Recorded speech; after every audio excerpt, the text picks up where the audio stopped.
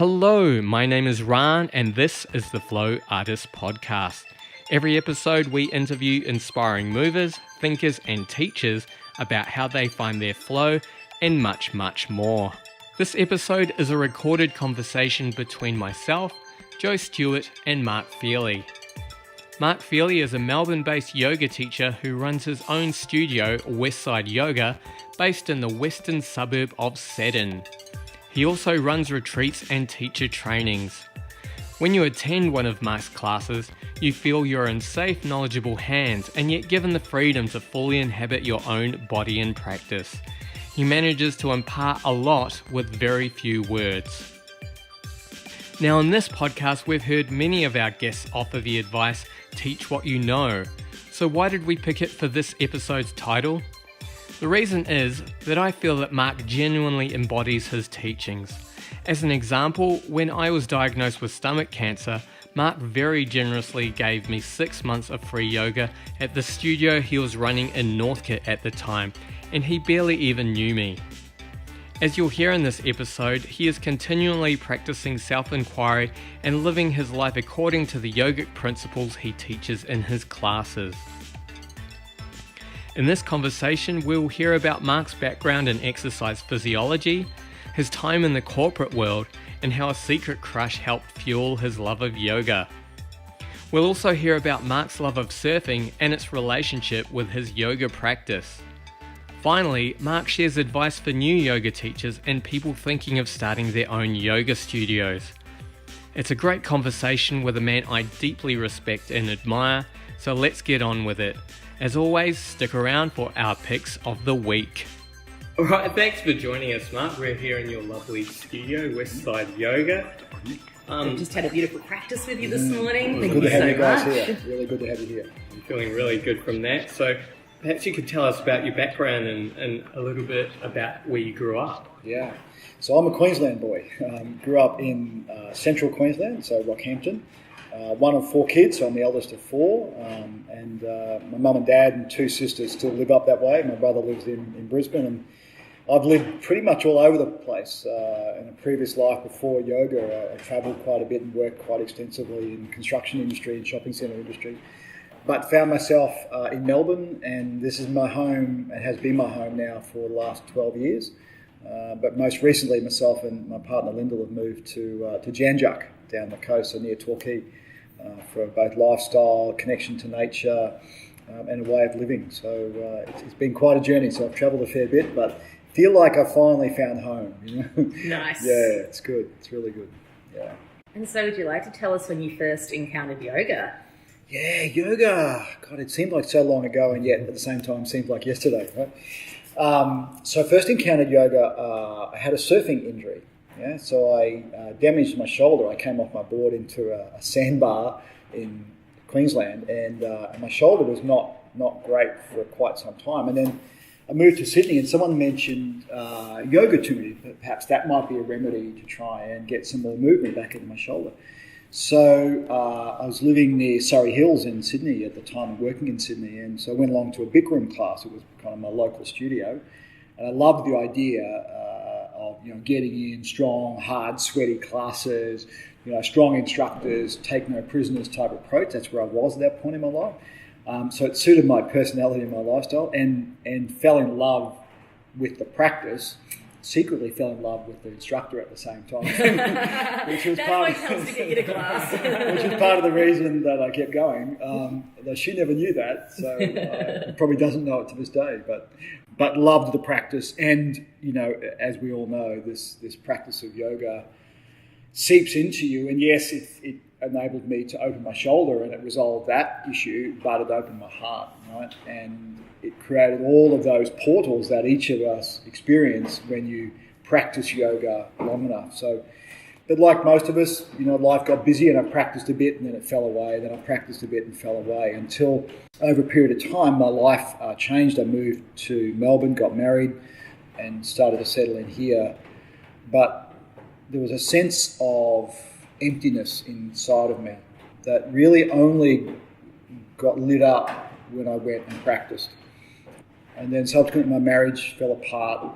My job, an amazing job, but wasn't giving me the satisfaction that I found in yoga. So from that point, yoga kept calling me and kept calling me and kept calling me, to the point where I went, okay, I need to listen to this. Took some time off work, went to India for 3 months, and just travelled and sat and meditated and prayed, and came back, and at that point decided it was time to. That was your answer. That was the more. Future. Yeah. Yeah. So from there, went to Australian Yoga Academy in Paran, that you know, and did my teacher training through AYA. But yeah, so the experience kind of started right back. This was maybe 18 years ago now. Wow, and started on a very physical level. Yeah. So I'd always had meditation practice. I started meditating when I was in school. I did a course in TM, in Transcendental Meditation, when I was 16. So meditation, I come from a Catholic background, so meditation and God, if you like, or that Catholic version of God, was in our family and was in our conversations. We went to church regularly. I went to a Catholic school, and you can debate, the positives and the challenges of Catholicism, but, there was always a level of spirituality. My mum's a very spiritual human being, to the point where she was going to become a nun. Oh, wow. Before she met my dad. So she was exploring that path, and then she met Dad, and then, of course, everything else changed. But so spirituality has always been a part of our home, and it was always a part of me, but as a child, never really explored it until 16. I started Transcendental Meditation, but always felt a deeper sense of awareness, a deeper sense of calling, but not quite knowing what that was. But it wasn't really, until sort of 20 years later that yoga, through that injury, opened a door and stepped through it, and the world's never been the same since. So yeah. And for a lot of surfers, surfing is their meditation, right? Like that's where they find that inner peace and connection. Yeah. Like surfing to me is best way I can describe it is my reset button. Yeah. So whenever I'm upside down, whenever I'm feeling disconnected, or I feel like I'm just stuck in a place, I go to the ocean, and surfing for me is in multi-layers. That it's just one layer is simple connection with nature. That immersion, literally, to dive under a wave and be completely wrapped and immersed in nature, that in itself. And like the power of nature. Absolutely.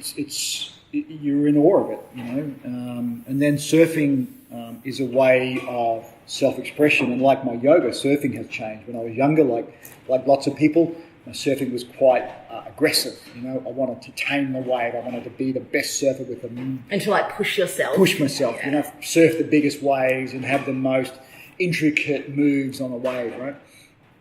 But as time's progressed, and what I've learned, like meditation, like yoga, like life, the more you yield, the more you respect, the more you trust, and you go with the energy of the wave, the deeper the surfing experience, but the deeper connection with nature. So my board is longer. I paddle a little slower these days, and I certainly don't have too many tricks in my bag. But for me, it's a daily ritual of going to the ocean and being immersed in the ocean. And if the surf is there, amazing. If it's not, just get in and swim and dive into it. And for me, that it's a seamless transition. To me, that is yoga. Life is yoga, as you guys know for sure.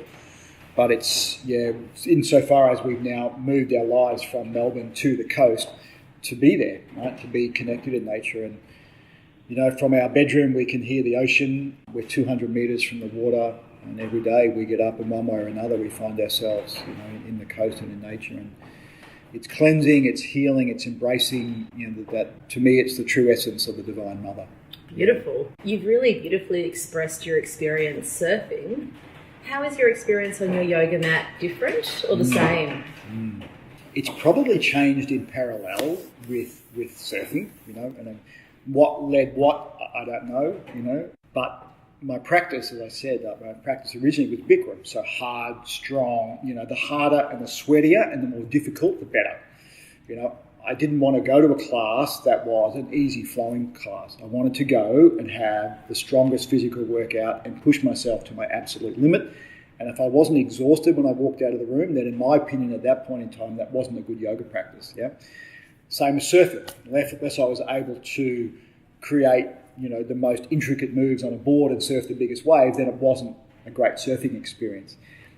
that's ego in its full flight. Right? But when you're in it, you don't realise that you're in it. Yeah. Because you have to be so in the moment to pull off that amazing stuff. Yeah. But my practice, like surfing, has evolved over time. Whereas for me now, the things that I've learnt and studied, and I've been fortunate enough to have some wonderful teachers and experiences in yoga, that the postures are just a portal. The postures are one small component of the practice that really, they're simply a portal into another level of experience, and we use the poses then to get into our bodies and unlock layers that are hidden to us.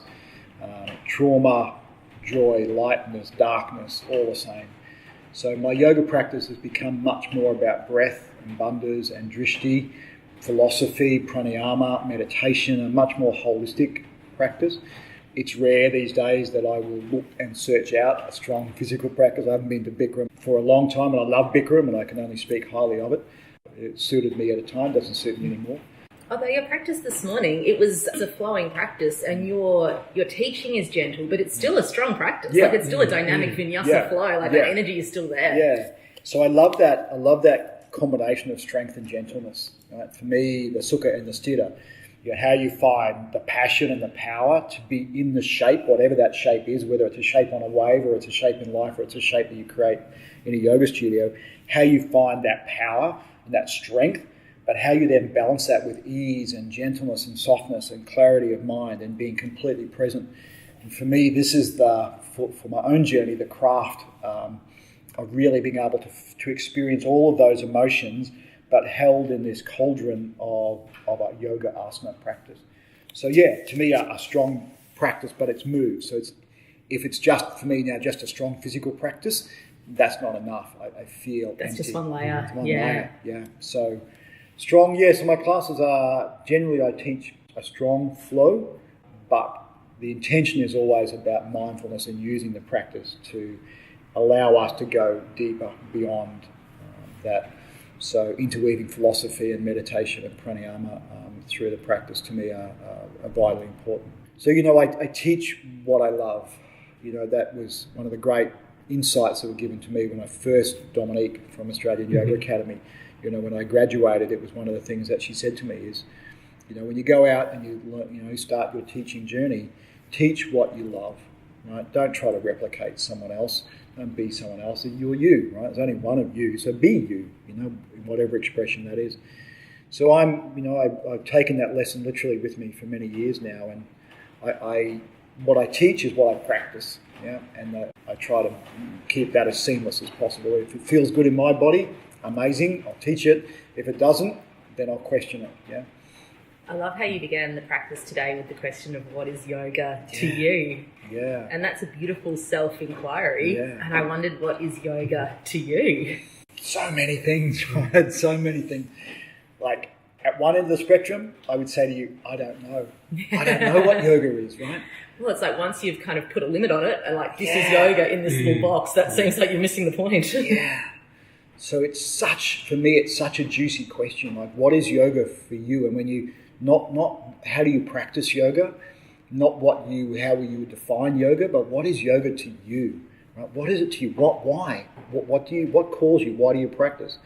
For me, so many layers, but for me, it helps me make sense of the world. When I'm in flow and I'm in practice and I'm in ritual, there's a connection to self and a connection to others that I struggle to put into words. Things just simply make sense. I'm softer, I'm calmer, I'm more compassionate, I feel more integrated, my body is more healthy, my mind is more gentle, my heart is so much more open. So it provides all of these experiences, and yet, after, my goodness, 18 years, and I don't know how many thousands of classes I've taught, I feel like I have barely turned one page of a book that I can't see the end of. So that's what it means to me today. What it means tomorrow, who knows? But at its, if I distill all that down into what yoga has enabled me to crystallize as to what is, for me at this moment, my dharma, my purpose, my intention in life, my sacred journey, I've been able to distill it down with the help of Lyndall and others into a phrase that says, that my life is completely about presence. So to be completely present in love always. So that's my Dharma. I have it written at home. It's on a book that I carry with me, to be present in love always. And to me, from my experience, and we're all different, but that's the distillation of the journey for me so far. If I can be completely present in this moment, in love, that is in its broadest context, to love all things and everyone simultaneously, including myself, which is our biggest and that's where it challenging. starts. Yeah. And be in that state always. To me, if I can achieve that, even for brief moments at a time, then that to me is my closest step to samadhi, to bliss. Yeah. So that's my dharma at the moment. It's what I work to be present in love always. Was there a moment when you had this realization of going from yoga as being your own personal practice to something that it was your dharma to share? Yeah. Or was that just a gradual evolution? Gradual evolution. I kind of felt always that I wanted to share it. And I guess also, like most people, when you start your teacher training process, I was unsure, as maybe you were, that whether you wanted to be a teacher or not. But when I got to the end of that amazing course through Australian Yoga Academy, I felt there was so much wisdom that could literally assist the world to be a more integrated, loving, open, trusting place. Yeah, and I'm deliberately not using good and bad, because the things that I've started to learn, and through books like The Power of Now, and people who are wise and see the world, through more enlightened eyes than I do at the moment.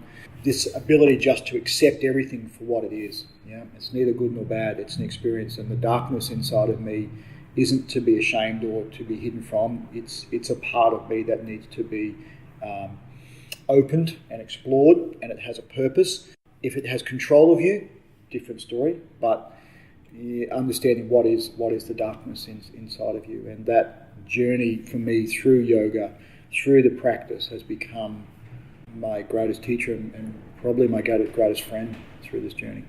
Yeah. It seems like as well, the more that you try and deny aspects of yourself or dark sides of yourself, the more power you actually give them over you. Whereas if you can explore that, that's when you can shine a light into those dark shadows, and that's when you can learn about that side of yourself and kind of learn about, this is why my brain is doing this, because I have this. Absolutely, totally agree. And the thing that I struggled with the most in my own journey was coming from this Catholic upbringing, and Catholicism, like lots of religions, have a process of indoctrination that unless you do this, you will go to hell. If you do this, then God will punish you and send you off to hell, and you will not go to heaven. Now, I don't know whether that's true or not. In my heart, I don't believe that to be true. Many people do, and I respect their journey, and if that resonates, including my mum, and if that resonates with her, and she and I have had many philosophical debates about God and religion. But for me, the Eastern view of God, of spirituality, of universal love, to me, speaks the loudest to me. So I have laid down my attachment to, I have to be good in order to go to heaven. I have to be good in order for people to like me. I can only show my light. I've laid down those things, and it's a journey. There's still some layers of my darkness that I haven't put out, in the world yet. But each layer is unfolding as it should. But it kind of took me 50 years to get to that point, to really appreciate that God is within all of us. That's my view, and we all come to our own conclusions and follow our own journey, but that we are all the same, we are all connected. This life is beautiful and precious, and we are traveling this together, and God is within. And I had a really amazing realization. I've got a personal coach, and he's a spiritual coach, personal coach, but I did a session during the week, and as one of the outcomes of that coaching session, we're sitting in, we've got a little meditation and prayer room at home, we've got an altar, and we've got a variety of deities on the altar, Ganesha and Hanuman and various other incarnations. And up until this point, I had looked at those deities as things to have a ritualistic practice towards, that the deities were an embodiment of enlightenment, of spirituality, of all things that were of a higher vibration. And I had to practice ritual, meditation practice, chanting, puja, asana practice, to be able to achieve what they had already achieved or what they represented. But the work that I'd done with Steve twisted that and turned it on its head. When I came out of the session that I had with him, I sat and I was in the meditation room as we did that and looked around the statues and looked around the altar. And for the first time in my entire life, I saw them differently. I didn't see them as being different to me and on a pedestal. I saw them literally as my friends. And it was like, I kind of get emotional I was talking about it, but it was like there was no longer a separation, right? And I knew that intellectually, and I had read that in a million different books and heard it in a million different ways from amazing people. But that was my own realization that there is no separation, that Ganesha is in me. And it was like sitting with a bunch of mates, all being equal, and that my practice literally this week has changed from a ritualistic practice of devotion to deities that I perceive to be of a higher vibration, almost bowing down to them, to a practice of love, to going in and going into that meditation room or going into my practice with Hanuman and others as a sense of a friend, a sense of someone who is there to support me on my journey, not judge me on my journey. So that unlocking of the Catholicism in me, the combining of the yogic wisdom, some coaching and maybe just getting older, led me to a real insight for myself, and that's changed my practice fundamentally, and I suspect will change my teachings as well, and certainly change my relationship with my partner. So it's been a big week. Yeah, amazing. Me and Ryan have both had those experiences where you can read something in a book and understand the concept on an intellectual level, and then you'll have this moment where it's like the penny drops another level, and you're like, and you really feel it on a deeper emotional, personal level. And probably, I know they've had realizations like that, and there's other layers deeper than that as well. It's like the penny keeps dropping or the lotus keeps opening, or you just keep kind of coming to these deeper layers of understanding about these concepts that you can encounter and read about and practice and then embody. Yeah. And I thought I knew that. Yeah. Right? Yeah, I actually thought this was the really cool thing, right? I'd read it. I accepted it as truth. I taught it, right? I actually, spoke to people about it in class. I thought that I lived it, but there was a part inside of me that was unknown to me, known had I gone deeper, but was unknown to me at that point in time, that actually didn't believe it. And I didn't know I didn't believe it until that moment when the realization came that this information, however it came to me, I'm not sure, but all of a sudden that was the last unlocking to allow me into that space to see this in a completely different light. It was like, oh my God, why was I not seeing this in this way all the time? I taught it. I thought I believed it, but I actually wasn't truly living it. Until that happened, there was a resistance in me, but no more. And probably there is that ability for your all of our minds to open to that next level of understanding in all aspects of this practice and life. Yeah, and the big change for me was to do the practice with love. Just do it because you love it. Don't do it because it's a ritual or a devotion. And you can do that, of course, if that's your calling. Because that's what a good yogi does. Yeah, but don't come to your mat, right, with this idea is I have to do it. Come to your mat or come to your puja or your meditation, your mindfulness. Come to it from a place of love. Come to a place that this is my life. This is not what I have to do, but this is the way I choose to live. And all of a sudden, there's a sense of lightness that comes to everything, right? So it has joy. And whether you choose to be in a handstand or not, who cares? It's this embodiment of love and connection to self that fundamentally changes not just the yoga practice, but changes your life, right? And, yoga and life, in the holistic sense, of course, are the same, but, in the West, we've taken small parts of it. But for me, it took me a long time to get there. And then I start to question what other parts of me are still unlocked and unknown, and I suspect many. I think it's like a lifetime journey for everyone. Absolutely. So I'm kind of hungry again to go, okay, so what next, right? What other parts of me that are unlocked? So all of a sudden, this idea of Shraddha, right, of unconditional faith in the unknown, now makes sense to me, The chanting and the prayers to deities, to God, to whomever, makes sense to me now. It's not chanting perhaps with a Catholic little voice in the back of my head chanting, God, I'm being good, hear me chant to you, please give me your blessings. It's chanting of love and devotion and just, we're all in this together, right? It's just such a fundamental shift for me. So yeah, I feel grateful to achieve that much. And if that's all I achieve in this lifetime, I'm okay with that, yeah. But I suspect there's a few more layers yet. So we'll see. The beautiful thing about these practices as well is it shifts it from something that you will receive in the future if you do the practices right to something you receive in the present moment to, like you already have the benefit, if you want to put it that way. Yeah. Cleansing. Yeah. So cleansing. And so do you have advice for the days where you're not feeling the love and the joy? Do you skip practice that day? Do you have a practice to help to shift your state of mind if you don't feel like unrolling your mat? Or is your practice that day to rest or to go outside? I think that's such an important and fundamental question. Thank you for bringing that into the agenda. Because we all have days, right, where we wake up in the morning and we don't feel like doing anything.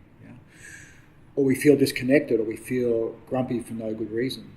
And this idea that yoga is all bliss and light and love, is a misunderstanding and a misconception, and I think can be very isolating for lots of people. Because you just feel like you're a failed yogi if you're not feeling like that. If you wake up and go, I actually don't want to roll my mat out today. I don't want to do my meditation. I don't want to read a book or whatever is your practice. And I don't have a fundamental one answer to that question.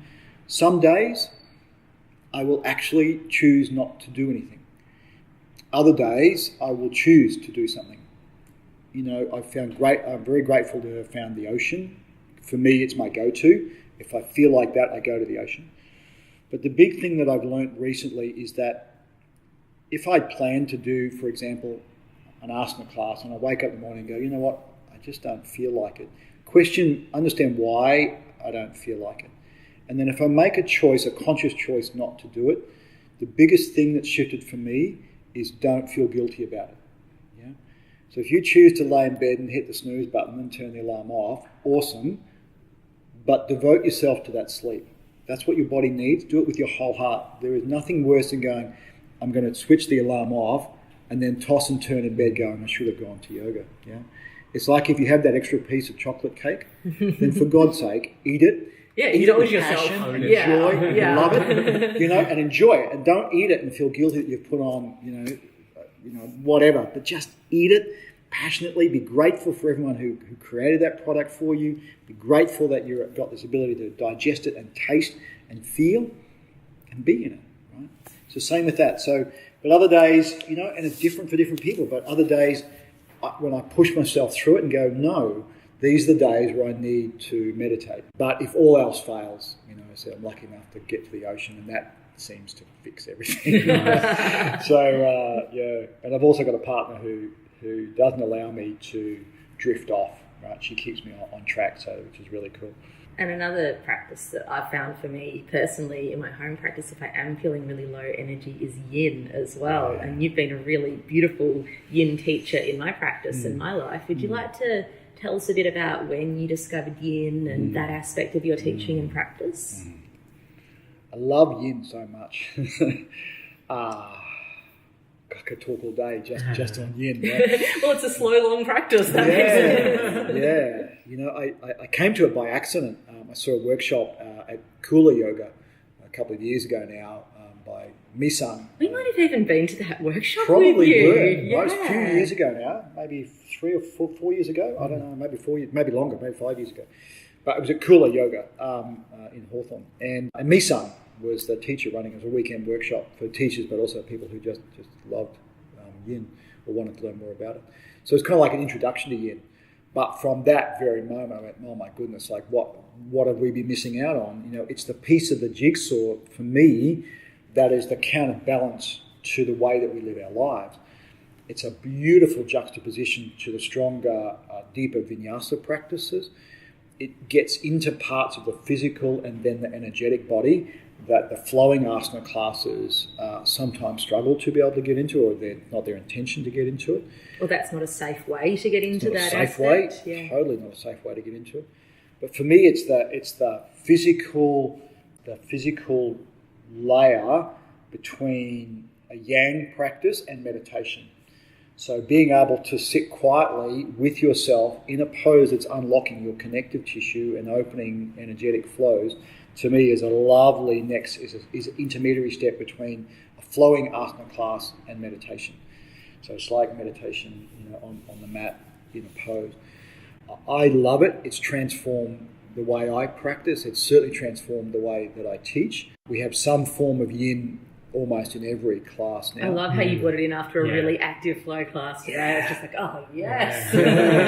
And the really cool thing is I started to practice it that way, right, of the yin and yang together, and then I put a class on to trial it, and the feedback from our students has been overwhelmingly positive. People love it. It's moving more to what I would call the complete practice.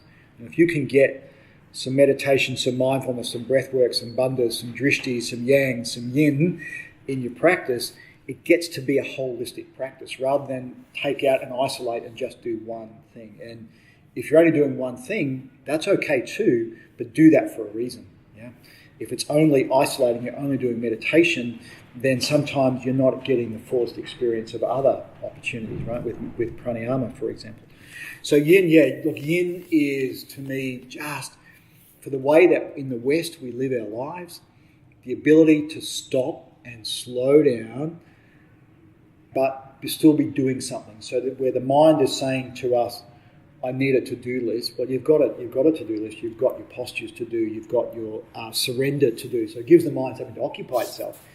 But this ability to rejuvenate, replenish, and nurture the body, and then ultimately the mind, then other layers, as much as you want to go, is extraordinary. So I love yin. I love teaching it. I love seeing the benefits that it gives students. I love seeing the breakthrough that it gives. But it's also provided an insight into what I think is a gap in the yoga industry, is that it unlocks pain in people and trauma in people. And most of us who are yoga teachers are not trained professionals in counselling or other modalities that provide support once trauma or stories are unlocked inside of us. Yeah. And I think that's one of the great gaps and one of the great opportunities for us as an industry is to surround ourselves with people who are amazing support people in various areas, whether that's in mental health or it's in energetic health or it's in rebalancing the body in various ways, either through physical modalities or through energetic and spiritual modalities, is to surround ourselves. So here at Westside, we've now got on our website a list, and it's a growing list. It's certainly not an extensive list just yet, but a growing list of support practitioners who we know, love and trust, that if people have these breakthroughs, let's not call them breakdowns, but breakthroughs, and they need extra additional support, then we can say, here's some people that we know and love. And they can select from that menu depending upon what calls them and what they feel. Found for people as well, with people who I've referred on, to be able to refer to someone who you have a personal connection to, it's very reassuring for the student who's had this traumatic experience. Yeah. Like, it's not very helpful just to tell someone, well, you should see a counsellor about that or a therapist about that, to be able to say, look, this person is lovely, and especially if it's someone who specifically deals in, an aspect of mental health that will benefit that person. Because it's scary for people to see a therapist to explore these layers of themselves, and it just makes it one step more accessible for them. Yeah, and it also, I think, takes the pressure off the teacher. Oh, yeah. Because we're all, if you're teaching yoga, you're a compassionate human being. Well, you should, and people bring stuff to you. They want to talk to you about these things, and some of them are just like, I think you actually need to talk to someone with, a deeper level of understanding about this than me as a yoga teacher. Absolutely. So. And I think a lesson for us in yoga is to understand that that's not our role, where we're not there to be counsellors. We can be supportive, but I think trying to fix people's problems at the end of a yoga class is not the appropriate way. I think there's a window of opportunity there where that person is open to exploring those areas which are coming up for them. And if we can provide that support network, I think that opens a whole area for that person to heal, come back to love, reopen, and then the yoga practice then becomes a deeper expression as well. So I think we need to, as an industry, it's an area we should try and explore more. The person can still keep coming to you for yoga, and it's actually super valuable if you are going through something intense in your life to actually have your yoga practice as a breath of fresh air away from that. Like through Ran's illness, yin was that for me. It wasn't going to fix whatever else was happening in the rest of my life, but it was a time where I could just rest and breathe and tune to all of those sensations happening in my body and be present with that and set aside all of the other things I was dealing with the rest of the day and then emerge out of that. And I think sometimes if we try and bring psychology into yoga, we lose that moment when we can actually just move beyond the workings of our mind and be present in our body and in our breath. And if we're trying to like counsel people in our yoga practice, then it's almost like, what's the point? Yeah. They should see a counsellor for that, and they should come to yoga to, do yoga. Yeah. If we can move in that direction, I think, it becomes a more holistic practice. Yeah. That none of us can operate in isolation. It ties us back into our community where we each support each other, like the old tribes that, each part of a tribe had a different role. So we have roles as a yoga teacher. Unless we're trained, we don't have roles as a psychologist or a spiritual healer or a cleanser or an osteopath or whatever that might. That's why we have a tribe. It's why we have a community around us, so that we can each support each other. That actually brings me to another aspect of your own training. You studied exercise physiology, right? Would you like to tell us a little bit about that? Yeah, a long time ago, right? So I have a degree in exercise physiology, a Bachelor of Human Movement Studies from the University of Queensland, so a 4-year degree. So originally, when I finished that degree, I went and became two things: an exercise physiologist in a gym, did some work there, but also and a personal trainer, but also became a phys ed teacher. So I went out and taught. Right, so there's a dip ed that you can do at the end of the course, which enables you to go and be a sports teacher, physical education teacher. So I did that for a number of years. But found that the education system and I didn't see eye to eye. We've spoken to a couple of yoga teachers who've done that journey, and I had that realisation. So then I, much to my parents' dismay, I abandoned all that and took a job in real estate, which is a whole other story. But it's only now that I've come back to yoga that study has been highly beneficial, particularly in yin.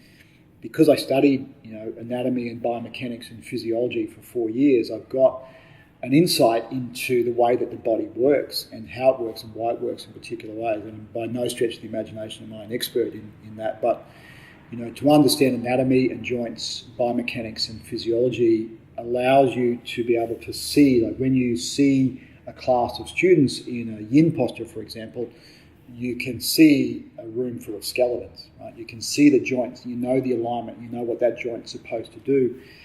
So adjustments or advice becomes much easier. So fortunately, I've come full circle, and now those 4 years of university study were not wasted, and they are particularly helpful in.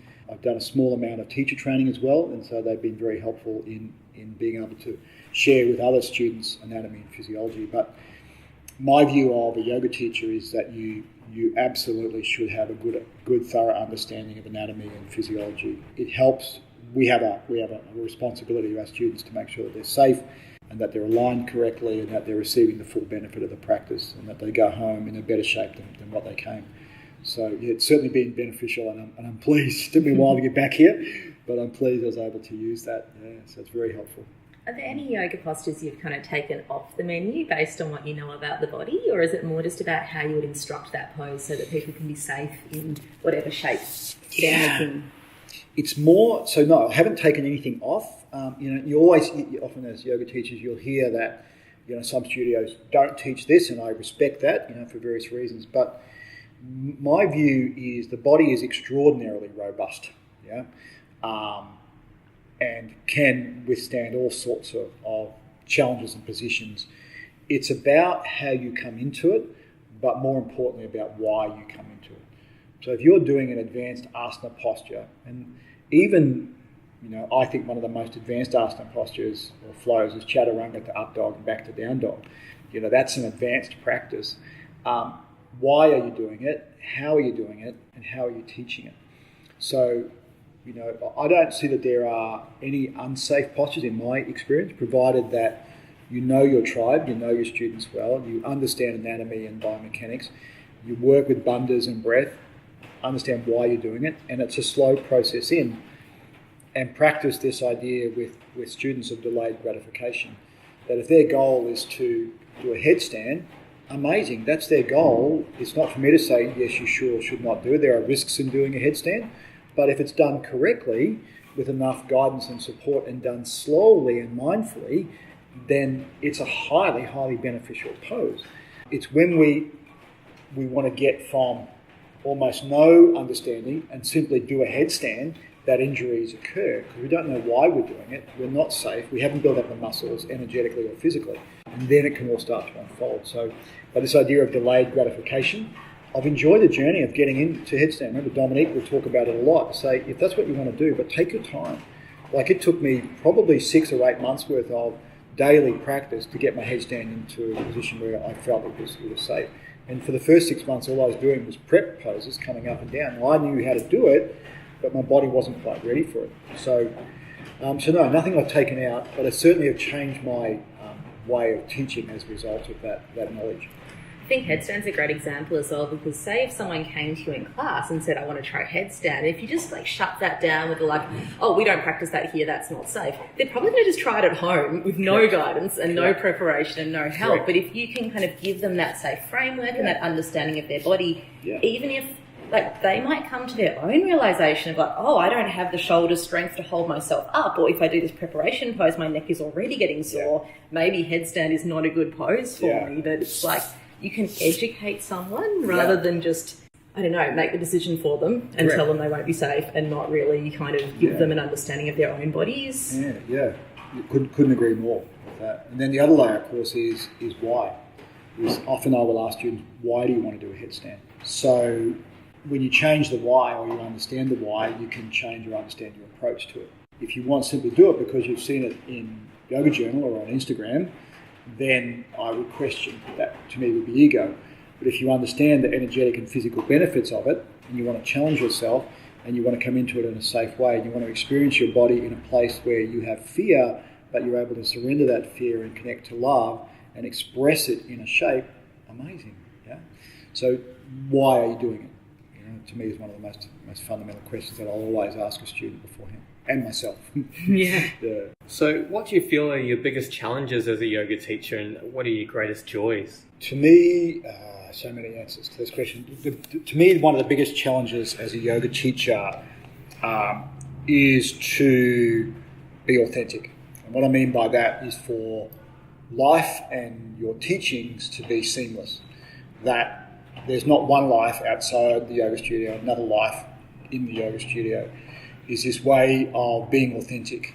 So for me, that's one of the greatest challenges, is to keep that seamlessness between the two. So what I teach is not intellectual, but a felt experience or experience that I'm going through. So for me, that's certainly one of the greatest challenges. One of the other greatest challenges is the need to take care of ourselves as teachers. This ability to teach can only come when your own vessel is clean and clear and grounded and nurtured. Otherwise, I think we run the risk of becoming yoga instructors and not yoga teachers. We've chosen this Dharma to teach for a whole raft of different reasons, but to me, at the end of the day, it's about self. This is a journey of the self, back into the self, as a very wise person once said. So unless we're taking care of ourselves and we have our own personal practice, I think I struggle. So that routine of keeping my practice clean and relevant, surrounding yourself with good teachers that you respect and love, keeping your mind and your food clean, I think is a really important part of the practice. They're the things that I struggle with. My greatest joy is I absolutely am so grateful and love what I do. I love it. I could not see myself doing anything else, and this will manifest and grow and change over time as I grow. But I absolutely love it. It's given me the greatest sense of joy. It's been my greatest teacher and my greatest challenge. It's pulled me apart and broken me down in ways that I never thought that I would, but held me, lifted me, and I am a completely different person to the person I was, 10 years ago to the person that I am today. So my joy in yoga stems back to this connection to love, to self-love, universal love, and connection to other people. So for me, I'm so grateful for this journey. And so you mentioned the importance of having teachers. Are there any key teachers that you'd like to tell us about? Yeah, look, I've been lucky enough to have some wonderful teachers over the years, but most recently I've come across a teacher called Chana, who you both know, who's in Northcote, who's not teaching at the moment. So he is an extraordinary human being, extraordinary soul. Do you guys know him? I know of him, Yeah, and okay. I'm ashamed to say that I haven't actually made it to one of his classes, So even though he lives right in our neighbourhood. Yeah. So if he's away at the moment, but if you ever get the chance, I can highly recommend him. I feel for me, when the student is ready, the teacher will come, that beautiful line.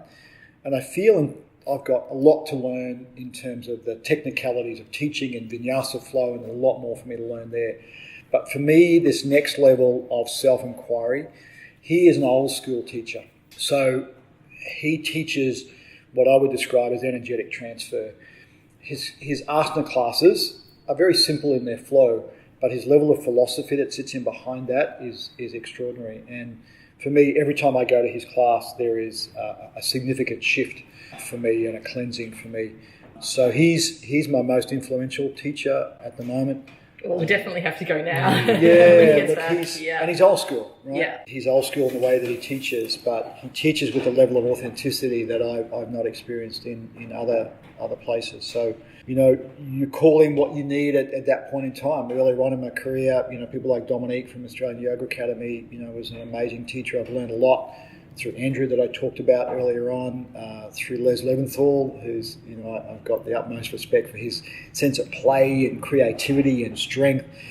So I've been fortunate. I've had many, many wonderful teachers over the years.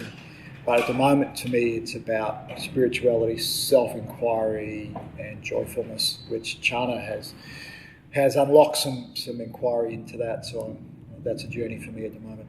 Beautiful. Yeah.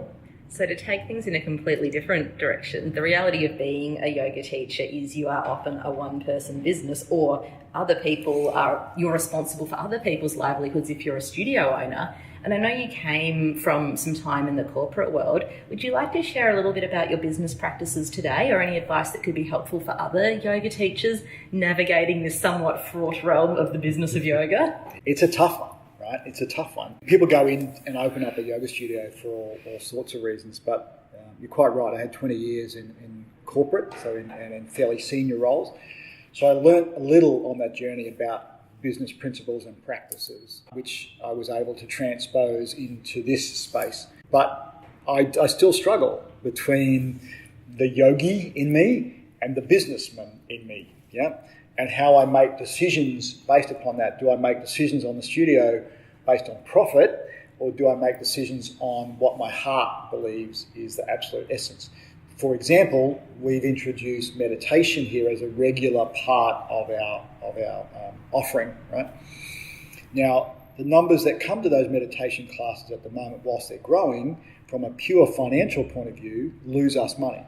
So I'm putting my hand in my pocket a couple of times a week to pay for meditation classes. To pay a teacher when the students correct. Coming in don't cover that cost. Correct. So the income that we've got coming in doesn't cover the cost of the class, right? And we're doing that week in, week out. Now, the pure business part of me would say cut that or do something different about it, but that's financially not working, so get rid of it. But my heart tells me that meditation is such a fundamental part of what we do, and is so important that I strongly believe we should continue to offer that. Yeah, and that's one of the things that helps change the world. But it's this constant push and pull between those two places. Yeah, so being the businessman and being the yogi. Fortunately, the yogi wins out most times. And once again, there's been a lot written about this, but if you do something you love and you commit your whole heart to it, and you commit passionately to it, and you surround yourself with great people, which I've been fortunate enough, we've got amazing teachers and an amazing support team, do what you love, then the money will take care of itself. And we make enough money to pay our rent and to put a roof over my head. We don't earn a lot of money, but we earn enough. Yeah. So I would rather do this and lead this life than a corporate life where the bank account was 8 times bigger than what it is now, but there was a part of me that wasn't being fulfilled. But, if you're thinking about opening a yoga studio, think long and hard about it. It's a business, yeah? You've got obligations, tax obligations, legal obligations. You've got obligations to your teachers, obligations to your students. It's a small business. And whether you run a milk bar or an accounting firm or a plumbing business or a yoga studio, it's a business. So think long and hard about why you're opening your yoga studio, yeah? And I guess think long and hard about how much of your own time you want to put into the administration and the running of that business, or if you're going to partner with someone else to handle that. Absolutely. And it's a couple of hours worth of administration type work every day. Now, if that's not your thing, then perhaps contemplate a different approach to opening a yoga studio. But I love it, but there are times where it will also shackle you, it will tie you. So if you're a yogi that wants to go and teach in India and travel, and I experienced this when we were away recently, and you're not at your studio with your community, then that has some impacts on that community, right? Yeah, when you take a holiday, your students do too. They stop coming. Correct. So there's this balance between the two. So, but once again, for me, it was absolutely the thing to do at the time. It enabled me to step into a space of yoga and experience stuff that I never would have otherwise experienced. But yeah, it's a business. So if you're going into it with your eyes open, go into it with plenty of surplus capital, because it often takes 6, even 12 months sometimes to get your cash flow up. And really, you're judged upon the performance of your last class. And there are many, many studios opening up, and many, many good studios opening up. And there's a lot of competition. Believe in yourself. My view of the world is, unless every person is practicing yoga in its full context every day, there is room for more studios. So it's not about being cutthroat in business, but it's about sharing this journey and what we know, and we will each teach differently. And you'll go, and I encourage our students to go to other studios, because you'll learn stuff in other studios that we won't be able to teach you, because we have a certain skill set, they have a certain skill set. Go there, experience that, come back if you want, stay there if you want. So this idea of us against the world, I would encourage anyone who's thinking about opening a studio to try and break some of those walls down and teach it and open that studio, because that's what calls you and you love it, not because it's a romantic notion of that it's a really beautiful thing to do, open a yoga studio. Or that you're going to make a whole lot of money out of it. Yeah, look, and some studios do, but most just sort of cover their costs, and some unfortunately don't make it. So think about the why a lot. And the second thing, surround yourself with the best people. That's such an important component. This kind of leads us to another question. That was some great advice for a more established teacher who was thinking about opening a studio. Do you have any advice for brand new teachers just starting out? Yes, I touched on it earlier. A couple of things. Teach what you love. Absolutely teach what you love. If you love it, if you love that flow, that sequence, that way of speaking, then that will resonate with students. Do not be concerned if you go into a studio and you're a new teacher there and you lose some students. Some will gravitate to you, some will not. This is life, yeah? So teach what you love. If you teach what you love, that will vibrate and accessible to students, right? And people sense it. People sense it and will come to you. Be authentic. For goodness sake, please don't talk about stuff in a yoga class that you don't know anything about. For example, if you don't know things about meridians and Chinese medicine, please don't talk about it. If that's your own personal experience in training, awesome, share that. Be authentic. Be you, yeah? Don't replicate someone else. Respect, admire, learn, aspire, amazing, but be you, right? Be you. And keep it simple.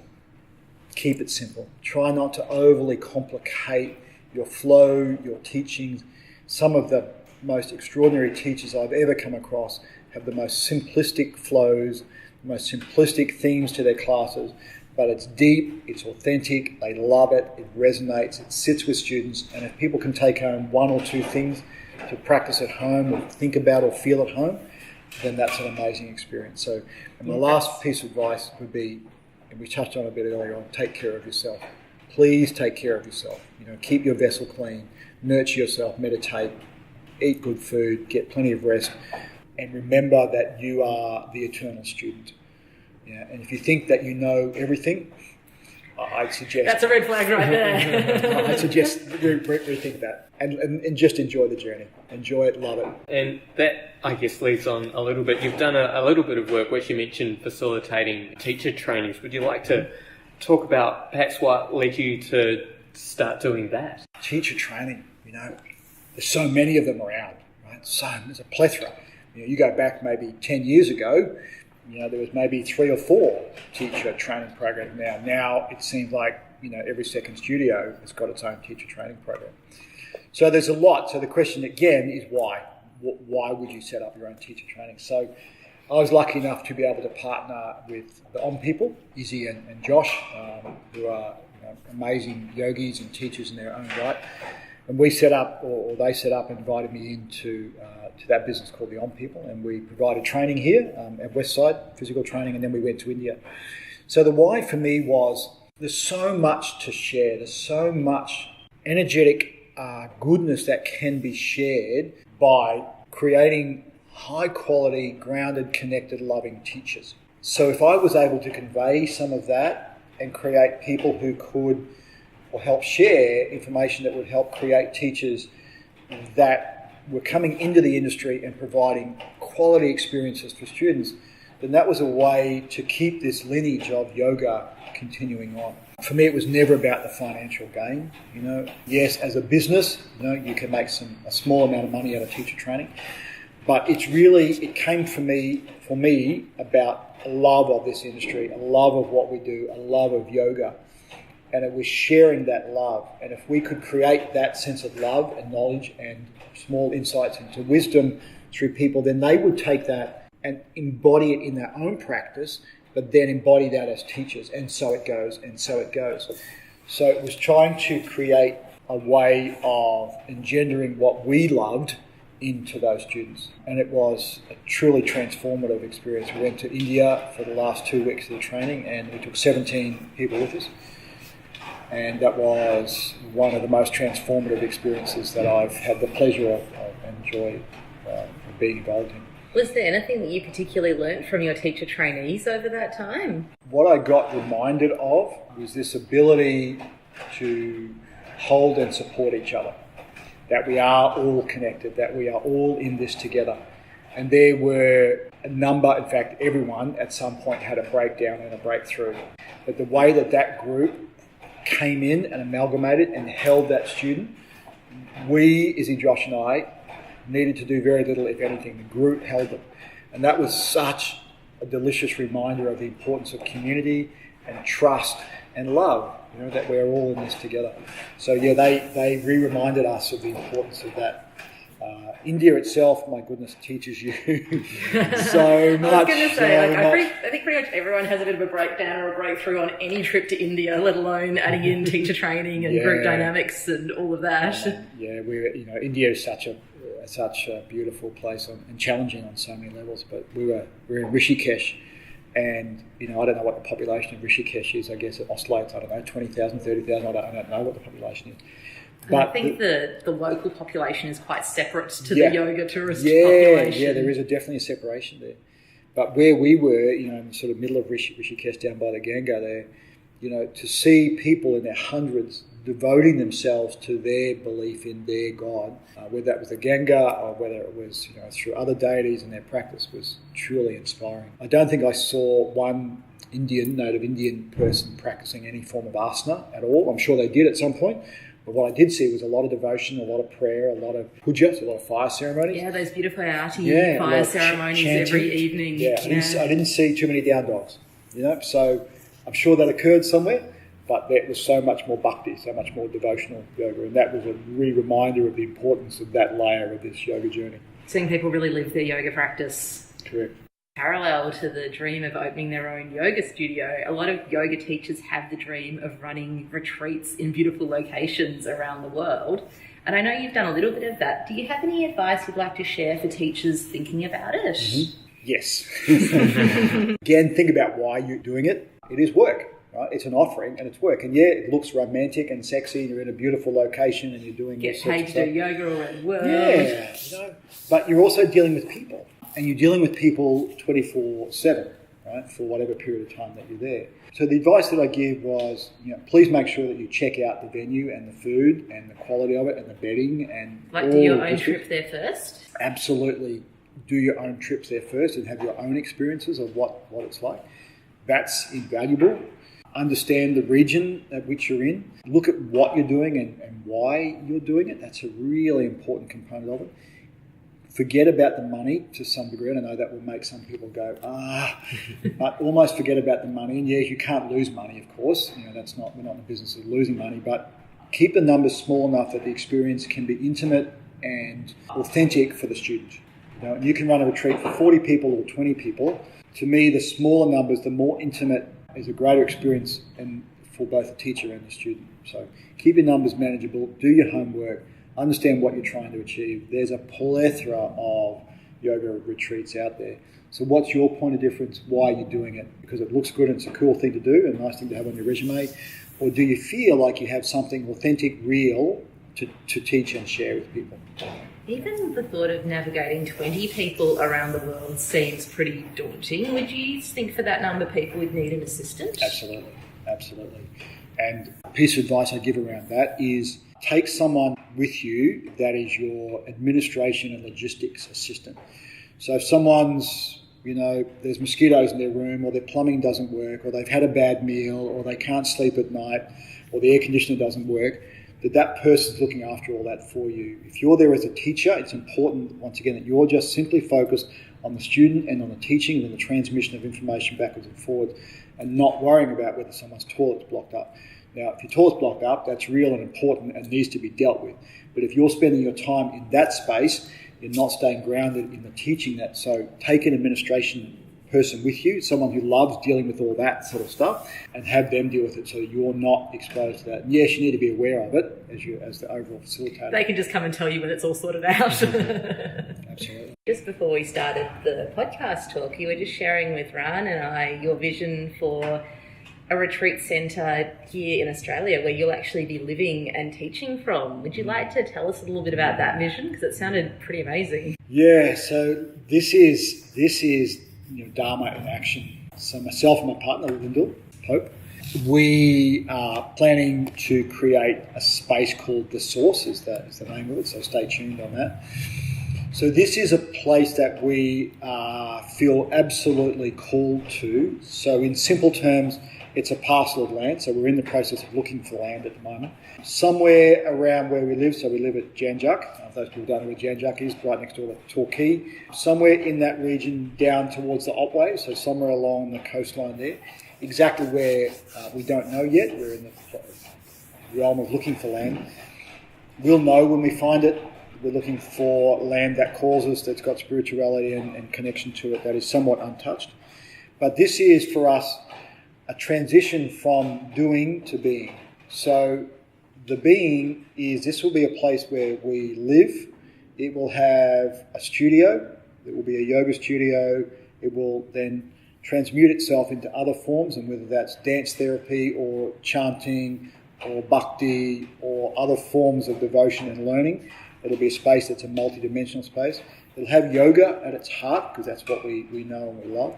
But Lyndall is a dance therapist amongst other things, so it'll have other modalities coming into it, meditation and pranayama. It'll be off-the-grid sustainable living in that true essence.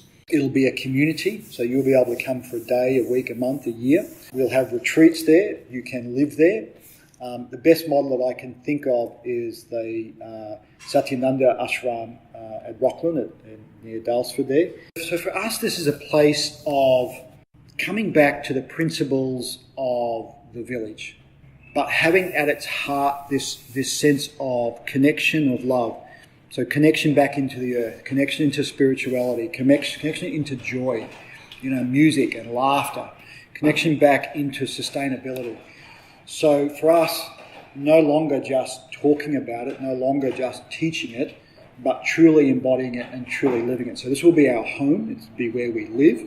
It'll be where we teach. It'll be where we invite the best practitioners, the greatest minds and thinkers in, and to invite community to come in and share this. For example, even during the construction of it, where we want most of the structures, if not all the structures, to be of a mud brick, for example, that's made out of the earth. So people will come and learn how to build mud brick structures, for example, right? Planting sustainable gardens, getting stuff off the grid, connection into nature. So if you think about all cultures, from the Aboriginal culture, which we will undoubtedly support and respect, to things like the Indian culture, so teepees and sweat lodges, through to dance, through to things that involve exploration of plants and holistic way of taking care of yourself. So it's a way of living, and it will evolve based upon what the community brings. So we've got a plan, and then we have no plan. We want to open ourselves up and trust, and we'll need support and help to get through, to do what we've got in mind. And it was funny this morning, I think I mentioned to you, I was talking to 3 of our students after the class about this very concept. And all of them said, we'll come and help. And what I didn't know is one's an engineer who said, we'll come and help you with all the engineering stuff. One's got skills in town planning, so works through all those layers. And one's an amazing film producer and public relations expert. And all of them have offered their services to come and help us in this process. But this is what we want. We don't want to do it in isolation and then open up and say, come. We want this to be a collaborative approach. So for us, this is the next layer. And what, in its fullest expression, what it will offer is what we're calling a whole of life experience. Yoga in the West at the moment, for most people, attracts people from their sort of, early 20s or late teens through to 60s and 70s mostly. And people who are moderately healthy and can move and, have got some form of income, because yoga, to come to class, is not an inexpensive exercise. But what we see is that it's missing the bookends. So how you take it, and there's so much to talk about here, but I'll try to keep it really simple, all the way from conscious conception. So if you're planning on having a child, how you connect and call in a spirit, a child, an energy into your relationship, into your body, and how that whole birthing process, and then how we engage with that human being to make them conscious, aware, loving, wise, taking things like the Steiner School and their approach. I'm not saying that they're the be-all and end-all, but it's a really creative way of thinking. So taking some of that logic and how we incorporate that, bring that all the way through life, and then at the end of it, come back to some of those really beautiful, deep Eastern principles of how you die with grace, and how those around you support you in that dying process of your physical body and the transition from this world to the next. The Bardo practices of the Buddhists. So in its full expression, it's a whole of life experience, from conception through to ridding yourself of the human body. So it's a big project. It'll evolve and take shape over time. So we're looking for sort of anything around 100 acres or maybe slightly less, but deep spiritual, ritualistic practices that are connected to Mother Nature and into the earth and into each other. Beautiful. A place of love.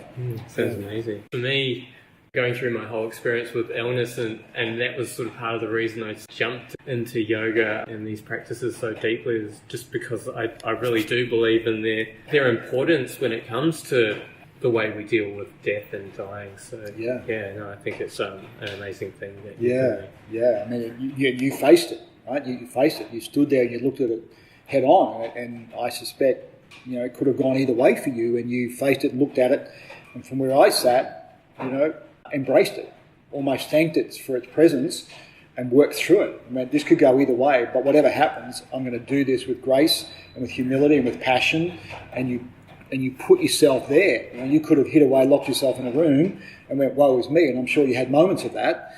But what we saw was someone who was extraordinarily brave and went, you know what, I'm taking this head on and I'm taking it with love, and I'm going to do what I need to do. And here you are today, a testament to that journey. Thank you. And extraordinary. And again, I guess you were incredibly generous to me at that time. You gave me about 6 months worth of free classes. I'm not sure if you want me to mention that or not. But, and that again was also, part of the generosity of the yoga community and the sort of joy and just loving of life that it can bring is part of the reason that I decided to follow a teacher training. And look what happened, right? Look what happened now. Look at what you're doing now.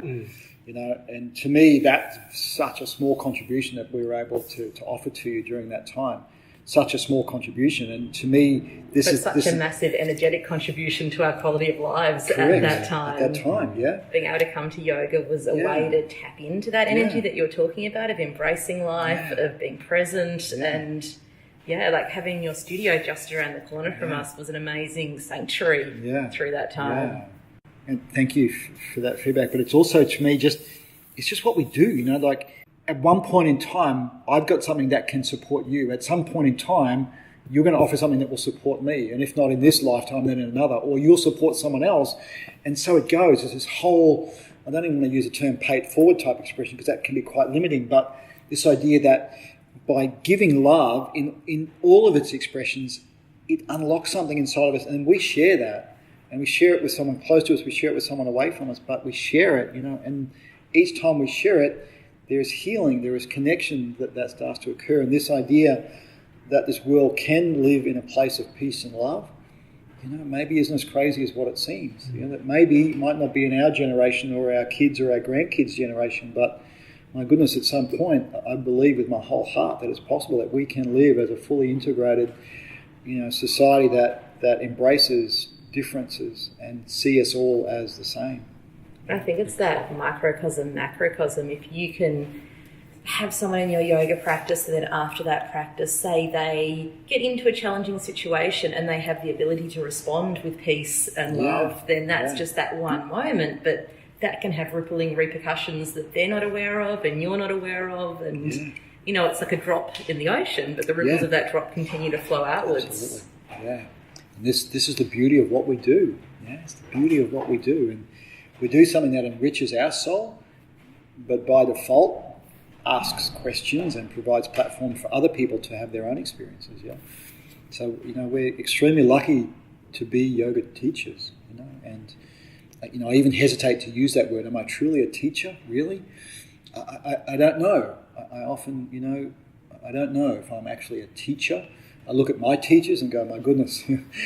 But what we do is we share what we know and we share what we love and we share it as authentically and as real as we can. And I've had days where I've come in here, you know, and felt just dreadful. I mean, you commute from the Surf Coast now. I'm sure that can be a challenge at times. Yeah, sometimes, yeah. But if you show up and you show up authentically, it gives other people permission to be real as well. Like I've had days when I've turned up here, I felt dark and brooding and off-centre and ungrounded.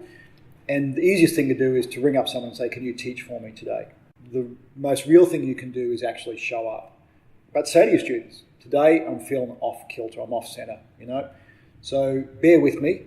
I apologise if the class is not as flowing as what you expected, but this is what's happening for me right now. But I'm going to be here for you, right? I'm going to be here. I'm going to teach to my absolute utmost, and we'll see where that goes. And the moment you show that vulnerability, my goodness, it's happened a number of times in my classes where I've just felt upside down, and I've shared that with students. The amount of support that you get as a teacher. So if you think you always have to be the person supporting them, have a think about that. They're there to support you as well. Yeah? And feel vulnerable, be authentic, and they'll take care of you, and the practice will take care of you. And that just leads us into the question, is there one thing or a key thing that you most want your students to take away from your teaching in your class? It sounds simplistic, right? And it's a generic, in some ways sounds like a generic answer, but to me it's the absolute fundamental. This ability to love ourselves unconditionally. And we talk about it and we hear about it, and, you know, in almost every yoga class I go to, I hear about anahata and self-love. But if we can crack that, if you as an individual, if I as an individual can crack that self-love in this lifetime, then everything else from my part of the world then takes care of itself. You know, that beautiful quote from Lunig, and I'm paraphrasing it here with respect to Lunig, so I apologise to Lunig if I don't quite get it right. But it says something along the lines of, to be truly happy, we simply have to learn to love one another. It's that simple and it's that difficult, but it's the only way. But to be able to learn to love everyone else, you can only come, in my belief, you can only come from a place if you truly, authentically, every day love yourself. And that's our biggest single journey. And the thing is, we're not learning to love ourselves, we're relearning. Yeah? The love, as you guys know, as yoga teachers and sincere practitioners, that the love is there. The love is inside each of us. We cloud it with all sorts of stuff. But if we can learn that, to me, that's the single greatest self lesson, is love. Beautiful. Namaste. Beautiful. Namaste. Namaste. So it's time for our picks of the week, and I actually mentioned this book during Karina's episode. I was ordering it and could not wait to get it, and now I'm about 2/3 of the way through it, and it is such an amazing book. It's by Christopher Harish Wallace, who's a Sanskrit scholar, but he's also a practitioner. So he translates this piece, and I won't try and pronounce the actual name, but it's a 1,000-year-old spiritual masterpiece written by Kshay Maharaja, and it's called the Recognition Sutras. It's a non-dualistic tradition, so basically he's saying everything is awareness, everything is consciousness, which is something I think you alluded to earlier, and had that realization that these deities you're looking at are sort of part of your friends that you love. And I've been working with some of the practices in this book and sort of having little unlockings here and there. So this is a beautiful book. Recognition Sutras by Christopher Wallace. I definitely recommend it 100%. Something that you've shared with me about that book as well, which is really cool, is because it's his own translation and he's a Sanskrit scholar. Sometimes there's multiple meanings for the same words, and he'll give you both and kind of explain the differences. And I think that's often a criticism of translations from Sanskrit. It's through the lens of the translator. So it's really cool if you get multiple perspectives within those same words. And often it can be a very dry academic sort of reading of it. So this is really good. He obviously loves the work. He he wants to share it with the world. So, well, my pick of the week is by Anodea Judith, and it's Eastern Body, Western Mind. And it's actually a book that I read when I was traveling through India about 10 years ago. And it's a description of the chakra system, but it's also a Western psychology reading of the workings of the mind and an interweaving of the two of them together. And it's very much food for thought. It's not about diagnosing anyone in your class or having a narrow kind of, oh, my chest feels sore, my heart chakra is doing this, it must mean this is happening for me mentally. It's just all of these different points of view that all come together in a beautifully expressed exploration of Eastern and Western perspectives on the mind and the body. And she's a beautiful writer. I gave away my original copy, which was pretty much falling apart after the India trip. So I'm really happy to reread it 10 years on and just see how my own understanding has changed in that time. Mark, do you have a pick of the week? I do. A book I'm still reading. It's called Fasting the Mind by Jason Gregory. And it talks about the importance and the practices of meditation, but looks at it from a completely different perspective. He brings in a whole variety of different traditions and different practices. And this idea of fasting the mind, and by that what he means is allowing the mind to be taken away from or removed from the vritti, the chatter, and this ability to be able to hold into meditation. And it's a really interesting approach to the ancient tradition of meditation. So, called Fasting the Mind by Jason Gregory. Highly recommend it. I'll check that out. Yeah, fantastic. Well, thanks again for meeting with us and talking with us pleasure. and sharing your wisdom. Yeah, Thank it's you. our pleasure. It's been a joy, guys. Thank you so much. Namaste. Thanks again for listening. We loved talking to Mark and hope you enjoyed the conversation as well. We'll be posting all the links we mentioned in the show notes, and if you live in Melbourne, we highly recommend you check out one of Mark's classes. Now, we're really excited about the guest for our next episode, Carolia Grant of the Yoga Lunchbox fame. It's a great conversation and we delve into topics such as writing, Kundalini awakening, and how yoga is a practice for waking up and what that even means. So stay tuned for that one. Just before we leave you, I'd like to ask that you subscribe or rate us on iTunes or wherever you download your podcasts. It will really help us get the word out there so we can share this podcast with the world. Finally, we would really love to hear from you. You can drop a note on our website at podcast.flowartist.com or look for us on Facebook or Twitter. The theme song in this podcast is Baby Robots by Go Soul and used with permission. do yourself a favor and get his music from ghosoul.bandcamp.com. Thanks again. Big, big love.